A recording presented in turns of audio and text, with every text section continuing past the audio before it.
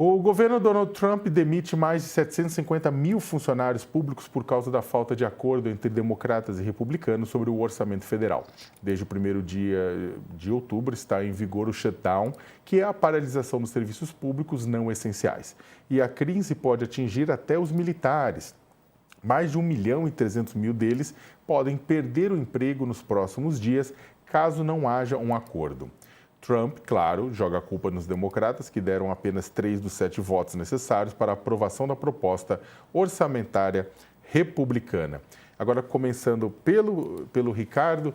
Ricardo, bem, você tem esse jogo de transmissão de responsabilidades com relação ao orçamento, né? Várias outras ações, várias outras atividades políticas nos Estados Unidos já foram interrompidas, já foram congeladas por conta do shutdown. Não é a primeira vez que acontece um shutdown no orçamento, mas no momento em que o Trump ele tenta impor sua vontade sobre o parlamento, com uma maioria no parlamento, com uma maioria, inclusive, de apoiadores na Suprema Corte, esse tem sido um dos primeiros pontos que a gente vê da minoria democrata fazendo resistência, né? Sim, Sakamoto, sem dúvida. Às vezes, inclusive, parece que os democratas eles se incomodam muito mais com a ala esquerda do Partido Democrata, que está ascendendo, o Alexandria Ocasio-Cortez, o Bernie Sanders, que não é exatamente democrata, ou agora o próprio Mandani, que está tentando ser prefeito de Nova York, do que efetivamente com o Donald Trump. Mas, talvez, por conta de tudo que o Donald Trump esteja fazendo no seu segundo mandato, ele mesmo afirmou que está mais à vontade, que está fazendo mais aquilo que ele gostaria de ter feito desde sempre. Talvez isso tenha finalmente mobilizado os democratas para fazer política, para simplesmente colocar para o Donald Trump que não aceitam determinadas situações. E a gente tem nos Estados Unidos uma situação curiosa. Esse shutdown, para quem não sabe, é uma situação em que, enquanto o orçamento do ano seguinte ele não for aprovado, a máquina pública dos Estados Unidos para, né? Então, é uma situação absolutamente insólita.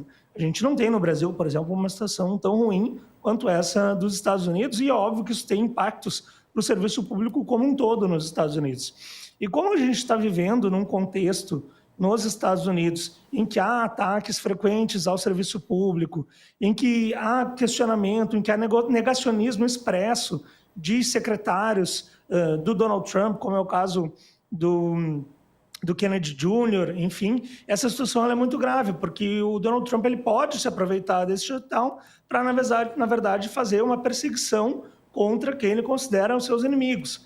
A gente viu recentemente que pessoas importantes no controle das estatísticas públicas nos Estados Unidos foram tiradas das suas posições porque divulgaram estatísticas que não eram do agrado de Donald Trump. Então, a gente está realmente vivendo numa situação muito complicada e é possível que o Donald Trump se aproveite disso para tentar levar adiante a sua agenda.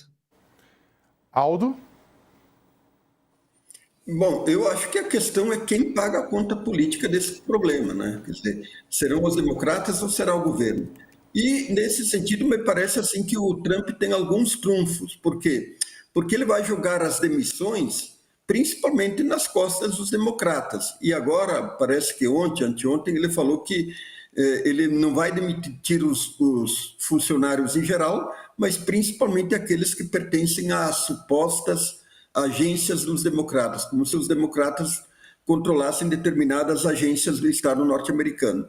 Então, esse é o jogo, né? Quer dizer, o Estado estar paralisado por alguns dias não é muita coisa, porque, por exemplo, no outro governo Trump, ele ficou paralisado durante 35 dias. Nós estamos apenas no começo, mas parece que o Trump não quer esticar a corda por muitos dias, por muitas semanas.